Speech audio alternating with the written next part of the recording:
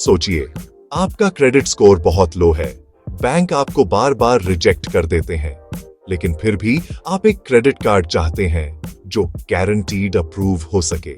आज मैं आपको दिखाऊंगा कि ये सच में मुमकिन है या सिर्फ एक झांसा, और कैसे आप अपनी चांसेस मैक्सिमाइज कर सकते हैं। अरे दोस्तों, कैसे हैं आप सब? मैं हूं आपका दोस्त एम, और आज हम बात करने वाले हैं एक ऐसे टॉपिक पर जो बहुतों के दिल के करीब है और जेब के भी, क्रेडिट कार्ड। अरे वाह, क्या चीज है! लगता है जैसे हाथ में जादू की छड़ी आ गई हो। स्वाइप करो, शॉपिंग करो, बिल बाद में देखो। लेकिन ये जादू की छड़ी तब तक ही अच्छी लगती है जब तक बैंक वाले आपको ये दें। और जब क्रेडिट स्कोर कम हो तो बैंक वाले ऐसे मुंह बनाते हैं जैसे आपने उनसे उनकी किडनी मांग ली हो। नहीं जी, आपका स्कोर कम है, सॉरी सर, आप एलिजिबल नहीं हैं। बार बार ये सुनकर दिल तो टूटता ही है, जरूरतें भी अधूरी रह जाती हैं। इसी चक्कर में कई लोग गारंटीड अप्रूवल वाले विज्ञापनों के झांसे में आ जाते हैं। अरे भाई, गारंटी तो आजकल किसी चीज की नहीं है, बारिश की भी नहीं। फिर ये क्रेडिट कार्ड की गारंटी कैसे दे रहे हैं? क्या ये सच है, या फिर ये एक और तरीका है आपको बेवकूफ बनाने का? आज इस वीडियो में हम इसी पहेली को सुलझाएंगे। मैं आपको बताऊंगा कि गारंटी शब्द का असली मतलब क्या है, कौन से कार्ड्स हैं जो आपको आसानी से मिल सकते हैं, और सबसे जरूरी, आप अपना क्रेडिट स्कोर सुधार कर किसी भी कार्ड के लिए कैसे लायक बन सकते हैं। तो कुर्सी की पेटी बांध लीजिए, क्योंकि आज हम फाइनेंस की दुनिया में एक मजेदार सफर पर निकलने वाले हैं। तो दोस्तों, सबसे पहला और सबसे भरोसेमंद तरीका है सिक्योर्ड क्रेडिट कार्ड। अब आप कहेंगे, एम भाई, ये सिक्योर्ड क्या होता है? क्या इस पर ताला लगा होता है? अरे नहीं मेरे दोस्त, इसका नाम सिक्योर्ड इसलिए है क्योंकि ये बैंक के लिए सिक्योर्ड होता है, आपके लिए नहीं। मजाक कर रहा हूँ। मतलब ये है कि आप बैंक को एक सिक्योरिटी डिपॉजिट यानी एक फिक्स्ड डिपॉजिट एफडी देते हैं। मान लीजिए आपने 20,000 रुपए की एफडी करवाई, तो बैंक आपको उसी 20,000 की लिमिट वाला एक क्रेडिट कार्ड दे देगा। अब बैंक टेंशन फ्री है। वो सोचता है, अगर ये बंदा पैसे लेकर भाग भी गया तो इसकी एफडी तो मेरे पास ही है। ये तरीका उन लोगों के लिए वरदान है जिनका क्रेडिट स्कोर या तो बहुत कम है या अभी तक बना ही नहीं है। सोचिए, ये एक तरह से ट्रेनिंग व्हील्स वाली साइकिल जैसा है। आप गिर भी जाएं तो चोट नहीं लगेगी, क्योंकि सेफ्टी पहले से है। बैंक को कोई रिस्क नहीं लगता, इसलिए अप्रूवल के चांस लगभग 100% होते हैं। आपको बस एक नॉर्मल क्रेडिट कार्ड की तरह इसे इस्तेमाल करना है। ऑनलाइन शॉपिंग करो, पेट्रोल भरवाओ, रेस्टोरेंट में बिल दो, बस सब कुछ अपनी लिमिट के अंदर रहकर। ये कार्ड आपके क्रेडिट रिपोर्ट में एक नए अकाउंट की तरह दिखने लगता है। अब सबसे जरूरी बात जो आपको ध्यान रखनी है, ये कार्ड सिर्फ रखने के लिए नहीं है, इसे इस्तेमाल करना है। और इसका बिल, सुन रहे हैं आप, इसका बिल हमेशा हमेशा हमेशा टाइम पर भरना है। एक भी दिन की देरी नहीं। अगर आपने 6 महीने से 1 साल तक डिसिप्लिन दिखाया, हर महीने बिल समय पर भरा, तो बैंक भी देखेगा कि अरे, ये बंदा तो बड़ा शरीफ है, इसे तो पैसों की कद्र है। आपका क्रेडिट स्कोर रॉकेट की तरह ऊपर जाना शुरू हो जाएगा। और फिर आएगा वो दिन जब आपका स्कोर इतना अच्छा हो जाएगा कि बैंक खुद आपको एक अनसिक्योर्ड यानी बिना एफडी वाला नॉर्मल क्रेडिट कार्ड ऑफर करेगा। और आपकी जो एफडी है वो आपको ब्याज के साथ वापस मिल जाएगी। मतलब आम के आम, गुठलियों के दाम। आपका स्कोर भी बन गया, क्रेडिट हिस्ट्री भी सुधर गई, और आखिर में पैसे भी वापस मिल गए। तो ये कोई झांसा नहीं, ये एक स्मार्ट तरीका है अपनी फाइनेंशियल जर्नी शुरू करने का। नहीं। अच्छा, अब दूसरा तरीका थोड़ा फिल्मी है। याद है वो पुरानी फिल्में जिसमें हीरो दोस्त की गाड़ी मांगकर हीरोइन को घुमाने ले जाता था? बस ये कुछ वैसा ही है। इसे कहते हैं ऑथराइज्ड यूजर बनना। इसका सीधा साधा मतलब है कि आप अपने किसी परिवार के सदस्य या करीबी दोस्त के क्रेडिट कार्ड पर एक एड ऑन कार्ड होल्डर बन जाते हैं। मान लीजिए आपके पिताजी, माताजी, भाई या पत्नी के पास पहले से एक क्रेडिट कार्ड है और उनकी क्रेडिट हिस्ट्री बहुत अच्छी है। वो सालों से टाइम पर बिल भर रहे हैं, उनका स्कोर 750 से ऊपर है। आप उनसे कह सकते हैं कि वो आपको अपने अकाउंट पर एक ऑथराइज्ड यूजर बना दें। बैंक आपके नाम से एक और कार्ड इश्यू कर देगा जो उसी मेन अकाउंट से जुड़ा होगा। अब जादू देखिए, जैसे ही आप ऑथराइज्ड यूजर बनते हैं, उस कार्ड की पूरी पॉजिटिव हिस्ट्री, मतलब सालों का ऑन टाइम पेमेंट रिकॉर्ड, आपके क्रेडिट रिपोर्ट में भी दिखने लगता है। सोचिए, बिना कोई मेहनत किए रातों रात आपकी क्रेडिट रिपोर्ट में एक शानदार अकाउंट जुड़ गया। ये ऐसा है जैसे आपको किसी अमीर रिश्तेदार की जायदाद का थोड़ा हिस्सा मिल गया हो। लेकिन इस तरीके में एक बहुत बड़ा लेकिन है। जैसे दोस्त की गाड़ी ली है तो ठोकने का नहीं, वैसे ही अगर आप इस कार्ड को इस्तेमाल करते हैं तो उसका बिल भी आपको ही भरना होगा। सारी जिम्मेदारी प्राइमरी कार्ड होल्डर की होती है। अगर आपने कुछ खर्च किया और बिल नहीं भरा तो बेचारे आपके पिताजी या दोस्त को भरना पड़ेगा और उनकी क्रेडिट हिस्ट्री खराब होगी। और अगर उन्होंने बिल नहीं भरा तो आपका स्कोर भी उनके साथ साथ नीचे जाएगा। ये दो धारी तलवार है, समझे? इसलिए ये तरीका सिर्फ तभी अपनाएं जब आपका उस व्यक्ति के साथ पूरा भरोसा हो। सबसे अच्छा तो ये है कि आप कार्ड लें पर उसे इस्तेमाल न करें। बस उसे अपने पास रखें ताकि उसकी अच्छी हिस्ट्री आपकी रिपोर्ट में जुड़ती रहे। ये आपके स्कोर को बूस्ट देने का एक पैसिव और बहुत असरदार तरीका हो सकता है। ये एक तरह से किसी अच्छे स्टूडेंट के साथ बैठकर नकल करने जैसा है, लेकिन इसमें पकड़े जाने का डर नहीं, बस भरोसा टूटने का डर है। अब आते हैं तीसरे तरीके पर, जो थोड़ा हटके है लेकिन बहुत काम का है। इसे कहते हैं क्रेडिट बिल्डर लोन या माइक्रो लोन। अब नाम सुनकर घबराइए मत। अरे एम भाई, एक तो क्रेडिट कार्ड नहीं मिल रहा, ऊपर से आप लोन लेने को कह रहे हो। अरे मेरे भाई, सुनो तो सही।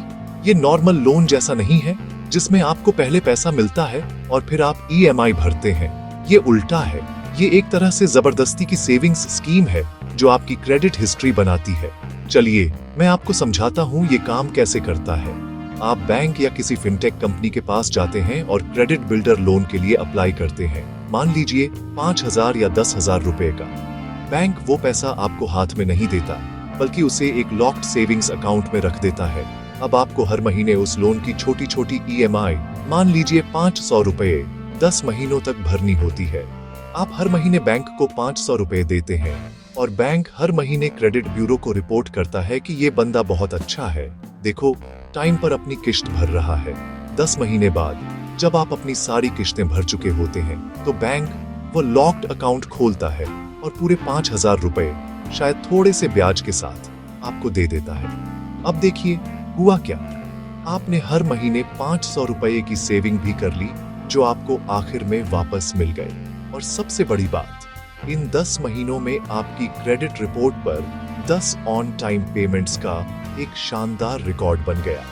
क्रेडिट ब्यूरो की नजर में आप एक जिम्मेदार उधारकर्ता बन गए। ये तरीका उन लोगों के लिए बेहतरीन है जिनके पास कोई क्रेडिट हिस्ट्री ही नहीं है, जिन्हें क्रेडिट इनविजिबल कहा जाता है। ये आपकी फाइनेंशियल कुंडली में पहला शुभ मुहूर्त डालने जैसा है। कई फिनटेक एप्स आजकल ऐसे छोटे छोटे माइक्रो लोन भी देती हैं, जिन्हें लेकर और समय पर चुकाकर आप अपनी रीपेमेंट हिस्ट्री को मजबूत कर सकते हैं। तो ये लोन लेना नहीं, बल्कि अपनी क्रेडिट साख बनाने का एक निवेश है। छोटा सा कदम, लेकिन आपके क्रेडिट स्कोर के लिए एक बड़ी छलांग। दोस्तों, अब बात करते हैं उन कार्ड्स की जिन्हें सब प्राइम या सेकंड चांस कार्ड्स कहा जाता है। जैसा कि नाम से ही जाहिर है, ये उन लोगों को दूसरा मौका देते हैं जिनका क्रेडिट स्कोर अतीत की कुछ गलतियों की वजह से खराब हो चुका है। कुछ बैंक और एनबीएफसीज खास तौर पर इसी मार्केट सेगमेंट को टारगेट करते हैं। वो जानते हैं कि आपका स्कोर कम है और दूसरे बड़े बैंक आपको घास नहीं डाल रहे, तो वो कहते हैं कोई बात नहीं, हम है ना, हम आपको क्रेडिट कार्ड देंगे। ये सुनने में तो बहुत अच्छा लगता है ना? जैसे रेगिस्तान में पानी मिल गया हो। लेकिन रुकिए, यहाँ एक जाल है। ये कंपनियां ज्यादा रिस्क ले रही हैं, तो वो उसकी भरपाई भी आपसे ही करती हैं। कैसे? ऊंची ब्याज दरों और तरह तरह की फीस के जरिए। इनमें ज्वाइनिंग फीस बहुत ज्यादा हो सकती है, सालाना फीस भी अच्छी खासी होती है, और कभी कभी तो प्रोसेसिंग फीस या मंथली मेंटेनेंस फीस जैसे छिपे हुए चार्ज भी होते हैं। अगर आप बिल टाइम पर नहीं भर पाए तो इन पर लगने वाला ब्याज इतना ज्यादा होता है कि आपका कर्ज बहुत तेजी से बढ़ सकता है। ये एक दलदल की तरह है जिसमें अगर आप एक बार फंसे तो निकलना बहुत मुश्किल हो जाता है। इसलिए अगर आप ऐसा कोई कार्ड लेने की सोच रहे हैं तो सबसे पहले डिटेक्टिव बन जाइए। उनके टर्म्स एंड कंडीशंस को माइक्रोस्कोप लगाकर पढ़िए। एक एक फीस, एक एक चार्ज के बारे में पता कीजिए। इन कार्ड्स को आखिरी विकल्प के तौर पर ही देखें, और अगर आप इसे लेते भी हैं तो इसे सिर्फ क्रेडिट स्कोर बनाने का एक टूल समझें। बहुत कम खर्च करें और कसम खा लें कि बिल की ड्यू डेट से एक दिन भी लेट नहीं होंगे। जैसे ही आपका स्कोर थोड़ा सुधर जाए और आप एक बेहतर कम फीस वाले कार्ड के लिए एलिजिबल हो जाएं, तो इस महंगे कार्ड को अलविदा कह दें। ये एक महंगी नाव की तरह है जो आपको तूफान से तो निकाल सकती है, लेकिन इसे जिंदगी भर का साथी बनाने की गलती मत करना। दोस्तों, अभी तक हमने जो भी जुगाड़ डिस्कस किए वो सब एक तरफ और ये वाला पॉइंट एक तरफ। ये क्रेडिट स्कोर की दुनिया का ब्रह्मास्त्र है। इसे कहते हैं लो यूटिलाइजेशन और ऑन टाइम पेमेंट्स। ये दो आदतें अगर आपने अपना ली तो आपको किसी गारंटीड अप्रूवल के चक्कर में पड़ने की जरूरत ही नहीं पड़ेगी। बैंक खुद आपको सामने से आकर क्रेडिट कार्ड ऑफर करेंगे। आपका क्रेडिट स्कोर 30% इसी बात पर निर्भर करता है कि आप अपने बिल समय पर भरते हैं या नहीं। ऑन टाइम पेमेंट्स का मतलब तो सीधा है, बिल आया, ड्यू डेट से पहले भर दिया, कहानी खत्म। इसमें कोई रॉकेट साइंस नहीं है, बस अनुशासन चाहिए। अपने फोन में रिमाइंडर लगा लो, ऑटो डेबिट सेट कर लो, कुछ भी करो, लेकिन पेमेंट मिस मत करो। एक भी लेट पेमेंट आपके स्कोर पर ऐसा दाग लगाता है जिसे हटने में महीनों लग जाते हैं। ये आपकी रिपोर्ट कार्ड पर लगे लाल निशान जैसा है जो सबको दिखता है। इसलिए समय पर भुगतान करने को अपनी आदत बना लो। अब समझते हैं लो यूटिलाइजेशन। ये थोड़ा टेक्निकल है, पर मैं आपको कपिल शर्मा स्टाइल में समझाता हूँ। मान लीजिए आपके क्रेडिट कार्ड की लिमिट 1 लाख रुपए है और आपने महीने में 80,000 रुपए खर्च कर दिए, तो आपका क्रेडिट यूटिलाइजेशन रेशियो हुआ 80%। क्रेडिट ब्यूरो इसे देखकर सोचेगा, अरे बाप रे, ये आदमी तो पूरा क्रेडिट पर ही जी रहा है, इसके पास पैसे की बहुत तंगी है। इसे क्रेडिट हंग्री बिहेवियर माना जाता है और ये आपके स्कोर के लिए बहुत खराब है। आदर्श रूप से आपको अपनी क्रेडिट लिमिट का 30% से ज्यादा इस्तेमाल नहीं करना चाहिए। मतलब 1 लाख की लिमिट है तो 30,000 रुपए से ज्यादा का बैलेंस महीने के आखिर में नहीं दिखना चाहिए। इससे ब्यूरो को लगता है कि आप अपने फाइनेंस को अच्छे से मैनेज कर रहे हैं और आप क्रेडिट पर निर्भर नहीं हैं। तो अगर आपका खर्च ज्यादा है तो या तो अपनी लिमिट बढ़वाएं या बिल आने से पहले ही कुछ पेमेंट कर दें ताकि स्टेटमेंट में बैलेंस कम दिखे। ये दो नियम, समय पर बिल और 30% से कम खर्च, आपके क्रेडिट स्कोर के लिए संजीवनी बूटी है। अब एक और प्रो टिप जिसे अक्सर लोग नजरअंदाज कर देते हैं, इसे कहते हैं क्रेडिट मिक्स को मेंटेन करना। अरे ये क्या नई बला है, चलिए इसे भी आसान बनाते हैं। सोचिए आप एक कंपनी के मालिक हैं और आपको एक मैनेजर हायर करना है। एक कैंडिडेट आता है जो कहता है कि वो सिर्फ एक ही तरह का काम बहुत अच्छे से कर सकता है। दूसरा कैंडिडेट आता है जो कहता है कि वो थोड़ा थोड़ा सब कुछ मैनेज कर सकता है, सेल्स भी, मार्केटिंग भी, अकाउंट्स भी। आप किसे हायर करेंगे? जाहिर है दूसरे वाले को, क्योंकि वो ज्यादा वर्सेटाइल है। बैंक और क्रेडिट ब्यूरो भी बिल्कुल ऐसे ही सोचते हैं। वो देखना चाहते हैं कि आप अलग अलग तरह के कर्ज को कितनी जिम्मेदारी से संभाल सकते हैं। क्रेडिट मिक्स का मतलब है आपके पास कितने प्रकार के क्रेडिट अकाउंट्स हैं। ये 2 तरह के होते हैं, रिवॉल्विंग क्रेडिट जैसे क्रेडिट कार्ड और इंस्टॉलमेंट लोन्स जैसे पर्सनल लोन, कार लोन या होम लोन। अगर आपके पास सिर्फ एक ही तरह का क्रेडिट है, मान लीजिए सिर्फ क्रेडिट कार्ड, तो आपका क्रेडिट मिक्स अच्छा नहीं माना जाता। एक अच्छा क्रेडिट मिक्स बनाने का मतलब ये नहीं है कि आप जाकर फालतू में पर्सनल लोन ले लें, बिल्कुल नहीं।